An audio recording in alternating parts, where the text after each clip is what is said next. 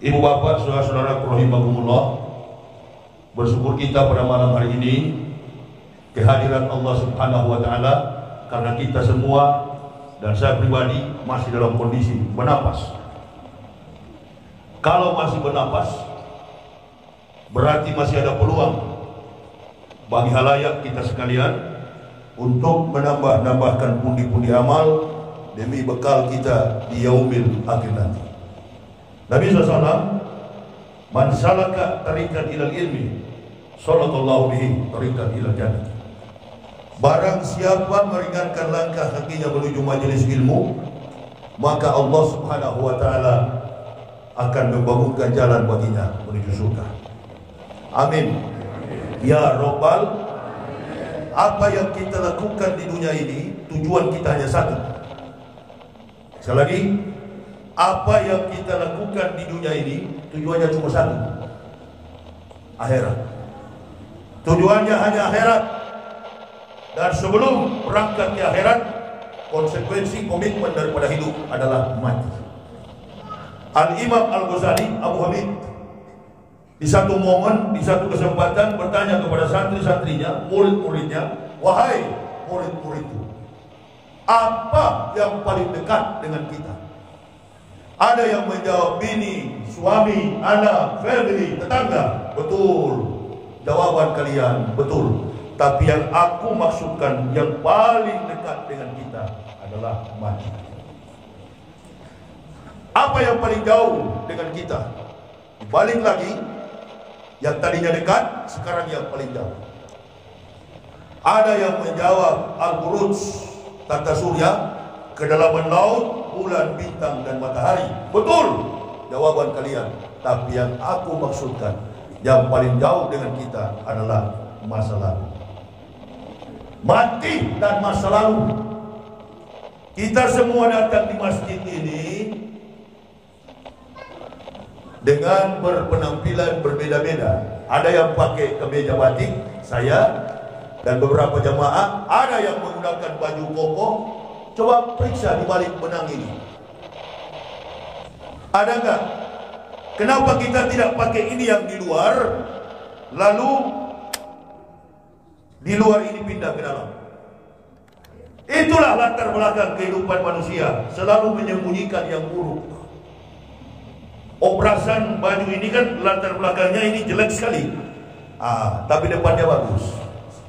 Ini yang kadangkala kita sembunyikan. Latar belakang, background setiap makhluk manusia itu selalu ada. Islam datang memperbaikinya dengan satu garis ketetapan Quran dan hadis. Lalu orang mulai berasumsi, oh, Islam ini kan agama yang dianut oleh orang-orang Arab, nabinya adalah Muhammad.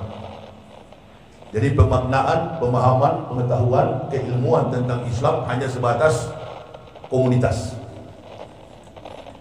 Asumsi ini harus kita bantah.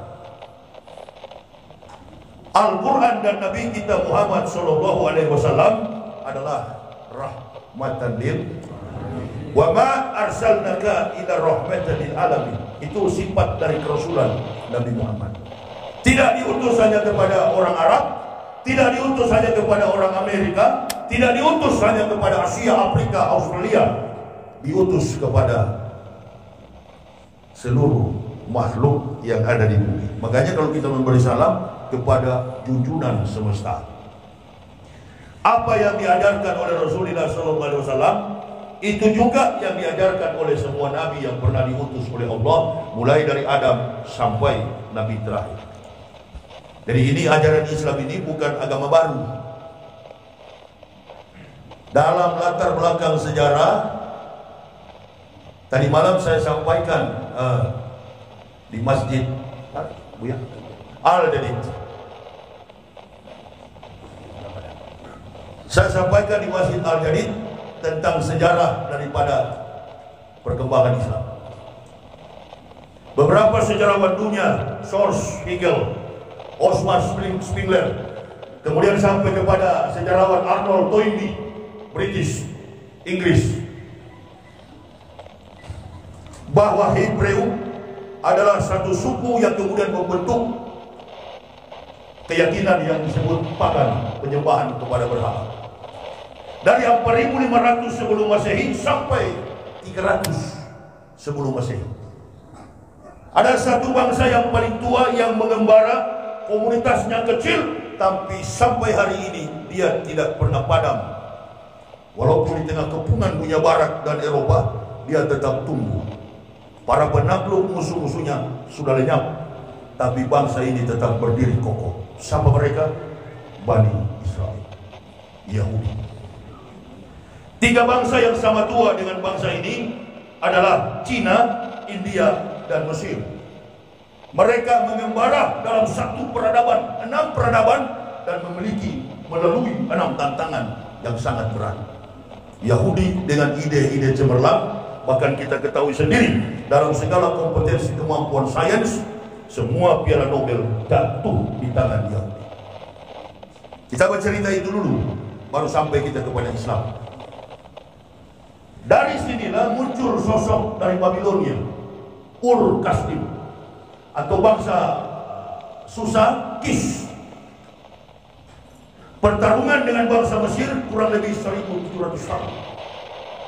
Dari sinilah terbit 123.999 nabi. Tak satu pun berhasil menuntun umat manusia.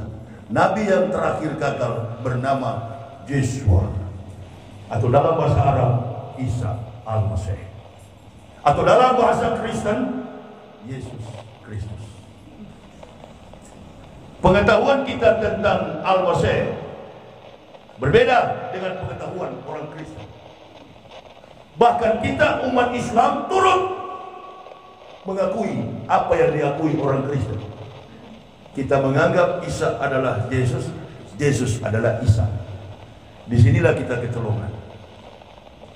Pengetahuan tentang antropologi, linguistik, bahasa dan budaya penting untuk ibu bapak tahu supaya tidak menganggap Yesus adalah Isa, Isa adalah Yesus. Tadi malam saya tanya di Masjid Al-Jadid, Injil itu kitab orang apa? Agama apa? Injil adalah kitab orang agama apa? Kristen. Nah, coba Buya lihat. Injil adalah kitab agama Kristen. Jangan ragu-ragu, jangan ragu-ragu. Nanti bisa masuk di jurang kalau ragu-ragu. Ada orang tadi bawa mobil di tikungan di lampu merah tadi, ragu-ragu, hampir saya tabrak. Antara maju tidak, maju tidak. Sudah pegang aja pengetahuan itu sampai ke liang kubur, pegang. Apa nama kitab orang Yahudi? Yahudi yang sekarang, apa nama kitabnya? Taurat. Ya begitu, jangan ragu-ragu. Apa nama kitab orang Islam? Masya Allah, tepat sekali ya. Ya, tapi Injil dan Taurat agak ragu-ragu. Begitu. Di sini saya mau ceritakan sedikit sejarah sampai kita kepada ayat yang dibaca imam tadi, ya bunaya. Karena ini masuk Julmoidah.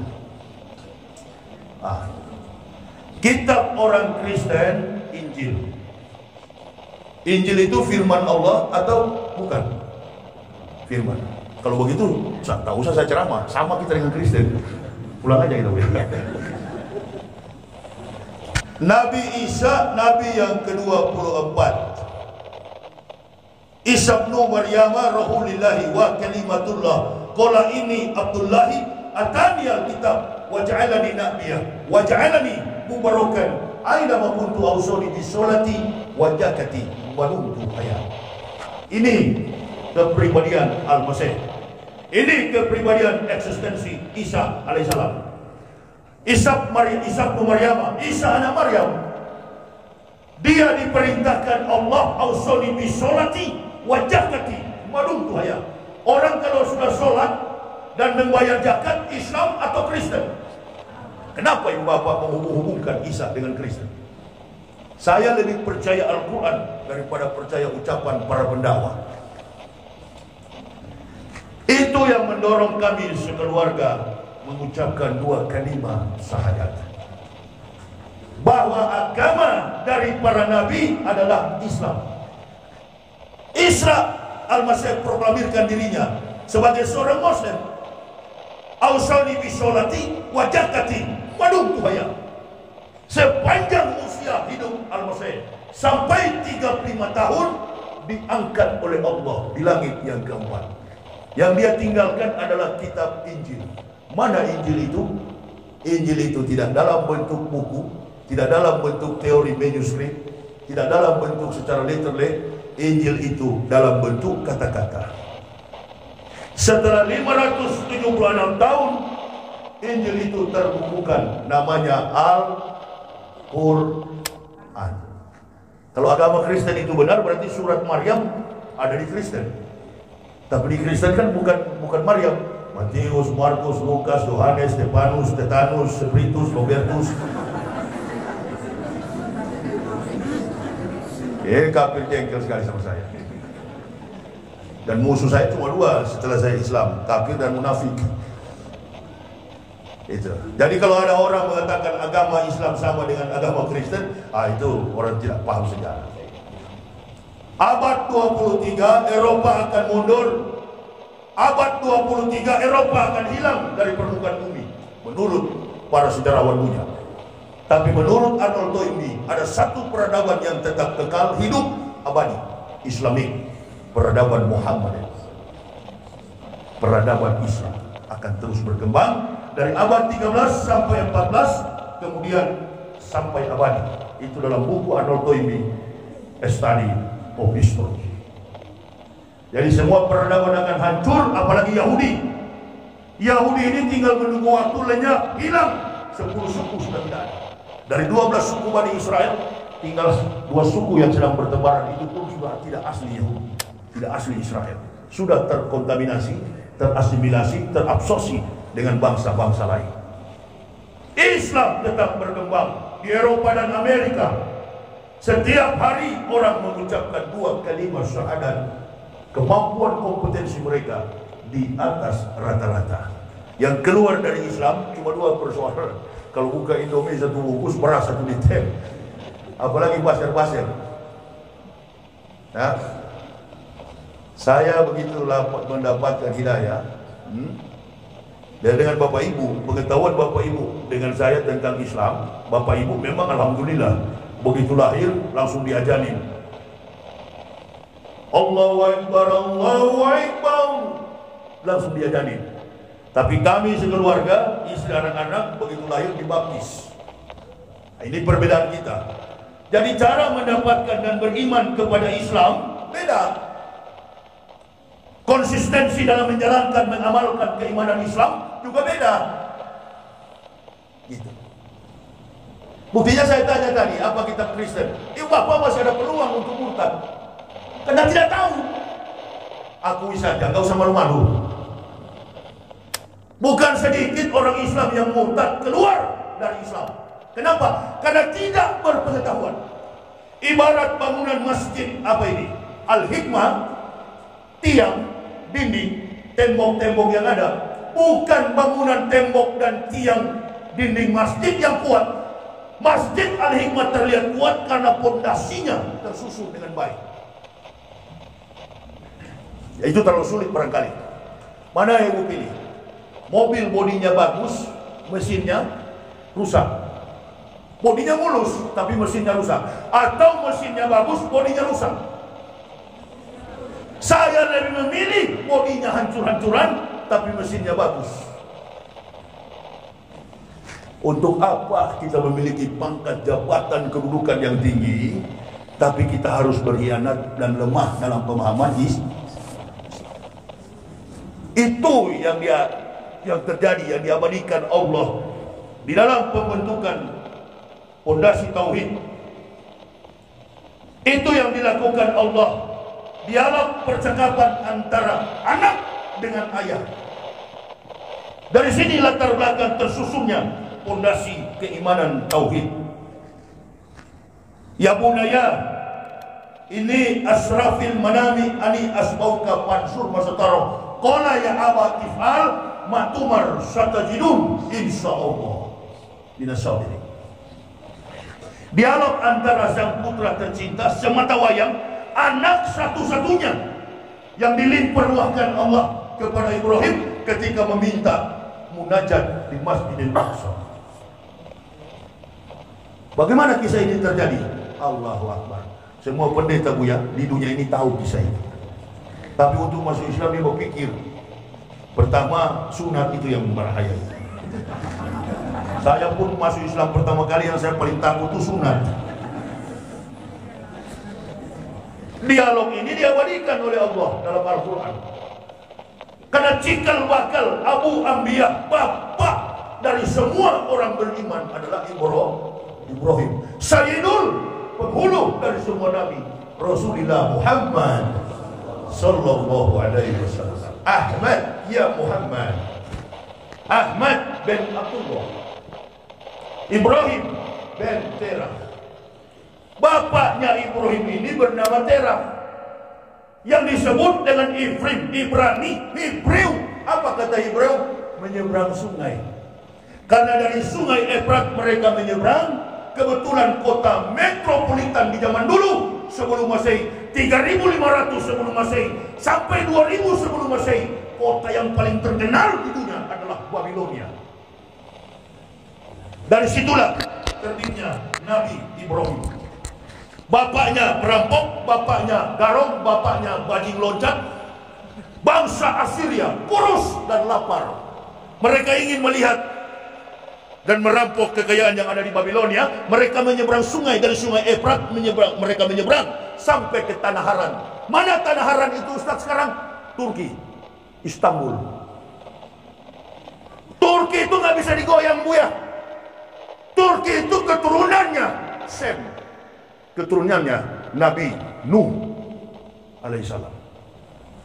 Coba kalau berani bisa ada bangsa ganggu Turki, mana ada yang berani? Dia posisinya di Eropa Timur, tapi tidak diakui sebagai Eropa. Nggak bisa diganggu bangsa itu, karena di sanalah titisan para nabi. Lalu Ibrahim menemukan keunikan, keanehan. Apa itu? Berjumpa dengan Sang Halik, Allah Subhanahu wa Ta'ala. Pengalaman inilah yang kemudian Ibrahim tidak mengikuti jejak ayahnya sebagai penyembah berhala, praktik okultisme. Beliau kemudian mengenal apa yang disebut dengan tauhid. Nah, dari sinilah lahir para nabi. Islam jauh sekali ke belakang, belum ada. Isa pun belum lahir. Jauh, Islam itu jauh di belakang sana, belum ada. Sejarah ini yang ibu bapak mesti tahu. Kebetulan posisi kita sekarang Dzulqa'dah. Lalu kemudian Ibrahim mulai mengenal keimanan tauhid. Dia beriman. Dia sudah punya istri, namanya Sarah. Dan kebetulan ponakannya itu selalu mengikuti Ibrahim, namanya Lut, yang punya kota Sodom dan Gomora yang dihancurkan Allah karena praktik sodomi. Itu disebut dengan Sodom. Laki-laki dengan laki-laki, perempuan dengan perempuan. Apa yang kemarin heboh di Indonesia? LGBT. Apa itu L? Lesbian. Apa? J? Gay itu gay, bisex, and transgender. Gitu ya. Mau disahkan undang-undangnya supaya boleh kawin sama-sama laki-laki, perempuan dengan perempuan. Ini sebentar kurban, ikat kambing laki-laki di halaman masjid. Kambing laki-laki tidak gairah kalau lihat kambing laki-laki.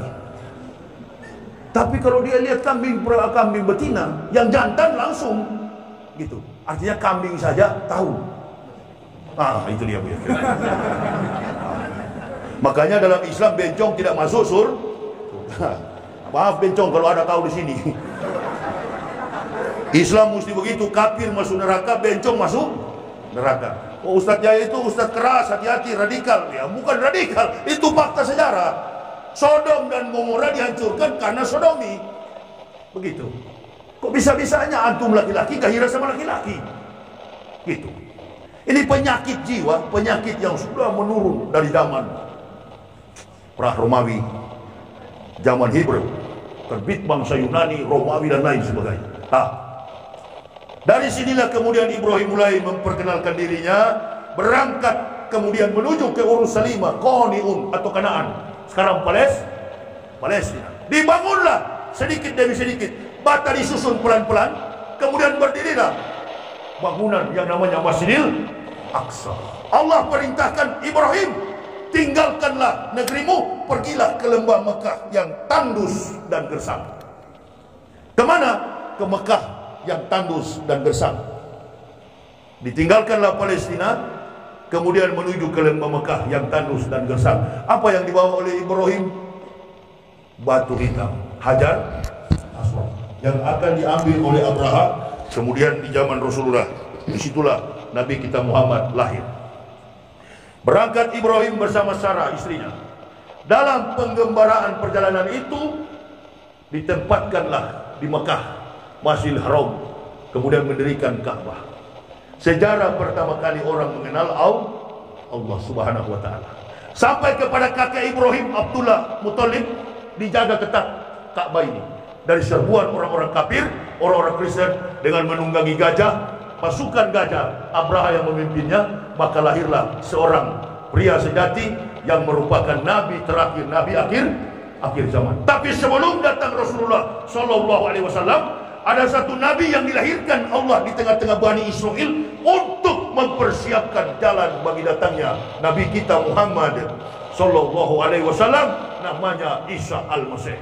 Itulah berita Injil yang benar. Berita Injil itu adalah mempersiapkan jalan datangnya nabi kita Muhammad sallallahu alaihi wasallam. Wa idz-qala Isa ibnu Maryam ya bani Israila ini rasulillahi ilaikum musaddiqan lima baina yadaya minat Taurat wa mubasyshiran bi rasulin ya'ti min ba'di ismuhu Ahmad. Akan datang seorang nabi rasul yang bernama Ahmad. Di mana Ustaz? Quran surah As-Saff ayat yang ke-6. Kok bisa-bisanya Nabi Isa ada di Kristen? Siapa yang ajar itu? Kami masuk Islam ini karena pengetahuan, bukan karena mau kawin. Ada orang masuk Islam karena mau kawin. Setelah istrinya tua, dia pindah lagi, cari yang muda, yang kafir lagi. Karena niatnya masuk Islam hanya manusia. Kata Umar bin Khattab, segala sesuatu innamal a'malu binniyah. Niat karena makhluk, pahalanya dari makhluk. Niat karena manusia, pahalanya dari manusia. Niat karena Allah, insya Allah pahalanya dari Allah. Jadi ibu bapak mesti bedakan mana mu'alaf, mana muhtadin. Setelah saya bertanya begitu banyak pertanyaan, terlihat nampak dengan jelas mana kita ini yang mu'alaf. Ternyata bapak ibu